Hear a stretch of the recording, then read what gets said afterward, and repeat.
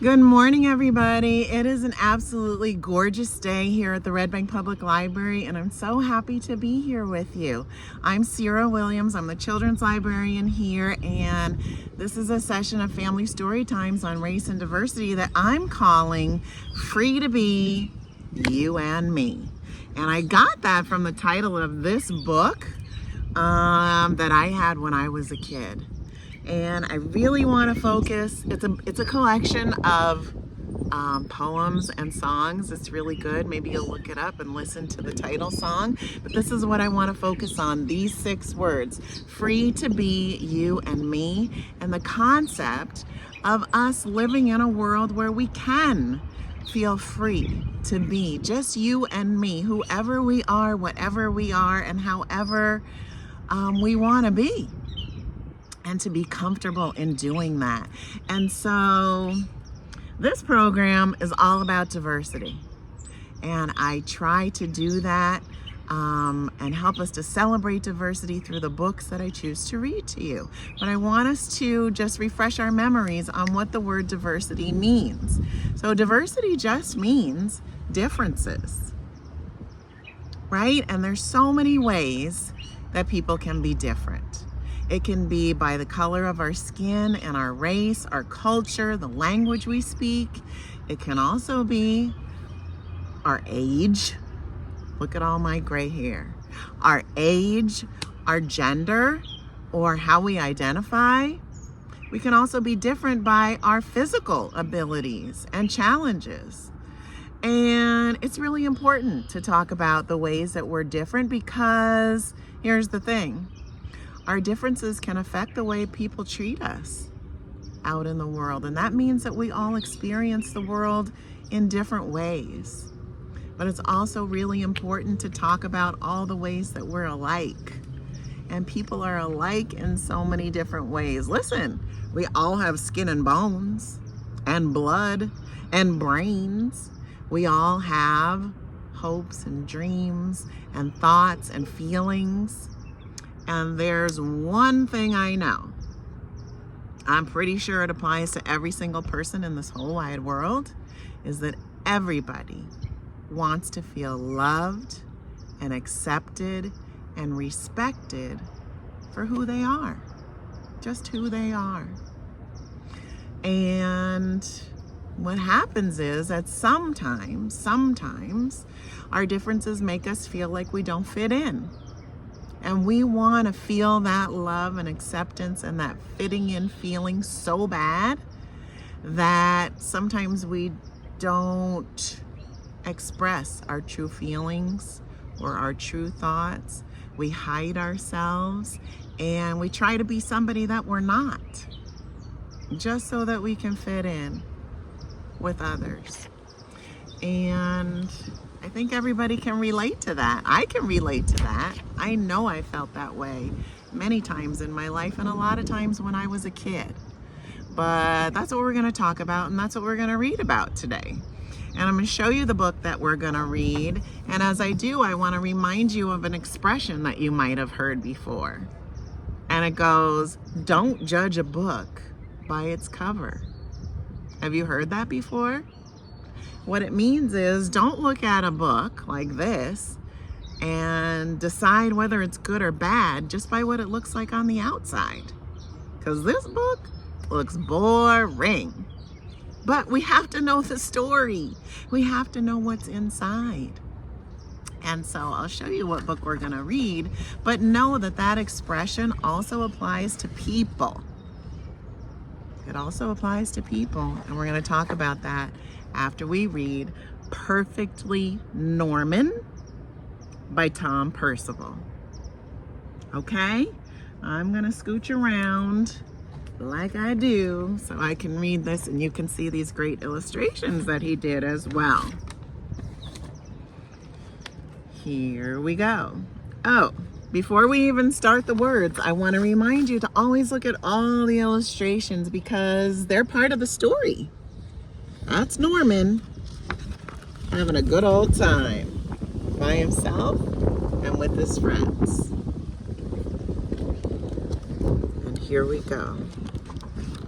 I gotta scooch a little bit more. Sorry. Okay.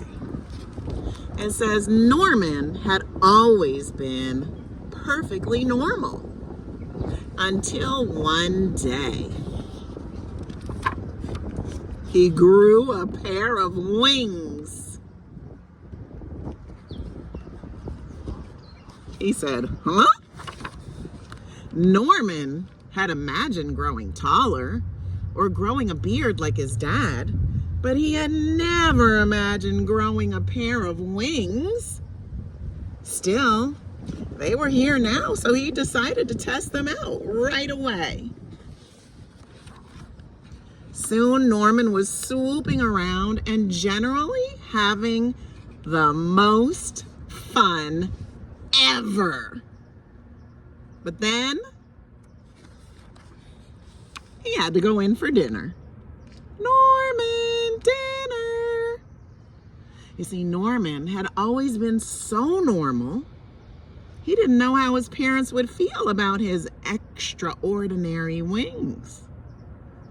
As he went in, Norman covered himself up in a great big coat. His parents didn't notice the wings, but they did think it was odd to be wearing a coat indoors. Bath time was problematic. So was bedtime. The coat was hot and uncomfortable, but Norman had decided that no one should see his wings ever. The next day, Norman went to the park, but he was far too hot to play any of his favorite games. And so it went on. Long car journeys were unbearable. The swimming pool was dreadful. And that was nothing compared to his friend's birthday party. The only time that Norman could feel normal now was when it rained.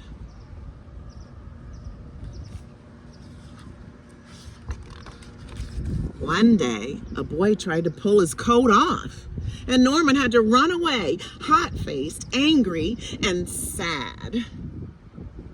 He wished he'd never grown those stupid wings.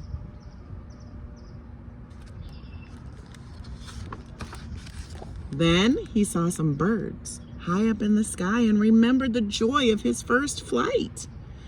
It occurred to Norman that it was actually the coat that was making him miserable, not his wings.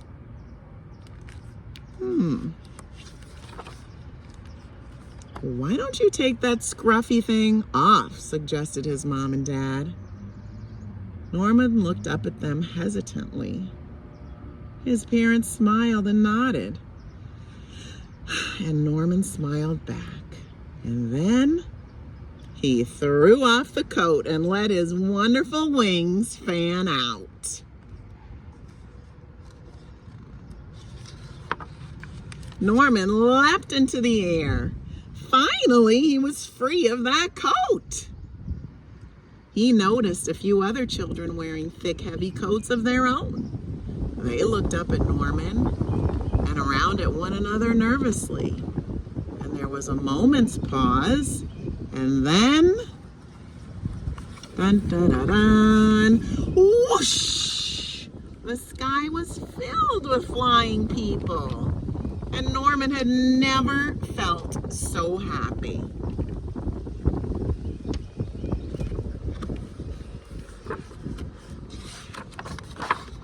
He realized that there was no such thing as perfectly normal, but he was perfectly Norman, which was just as it should be.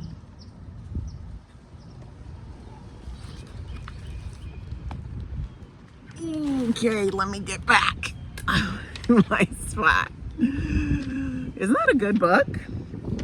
Let's talk about Norman for a second. Why do you think that he wanted to cover up his wings? Do you know that he didn't even let one single person see them before he decided to cover them up? for some reason, he was afraid to be himself. And I think that's so sad.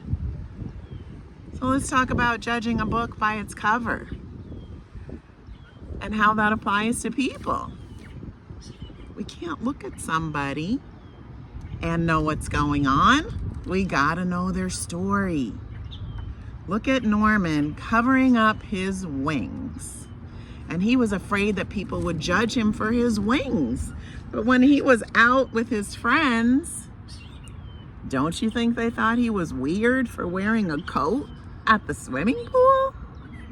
I bet the kids were whispering about him for not going on the bouncy house. So that's the thing. No matter what you do, remember that when you look at somebody, you can't really tell what's going on deep inside of them. You can't tell what they're feeling and what they're thinking. A lot of times there's people out there in the world who are sad, who are confused, who are anxious or scared to be who they really are. But they put on, instead of a coat like Norman to cover his wings, they put on a happy face. They try to blend in and fit in with everyone else, but they're afraid to be their true selves. Maybe they're figuring out who they are. Maybe they're just discovering their wings. Everybody has a story, and we need to learn other people's stories, and we need to feel comfortable to share our own stories. Don't you want to live in a world where we can all be free to be just you and me? However we are, whether we have wings or whatever it is that makes us different and special. I do. I want to live in that world. And everybody should feel that they can be themselves. And so I want to read you a poem. It's not a poem. It's the words to a song that was written by Mr. Rogers. Do you guys know who Mr. Rogers is? This is another one from my childhood. But I think this song is so powerful and special. And everybody should know what it feels like for someone to say this to you. I'm going to say it to you right now. It's called It's You I Like. All right? So it goes, it's you I like. It's not the things you wear. It's not the way you do your hair.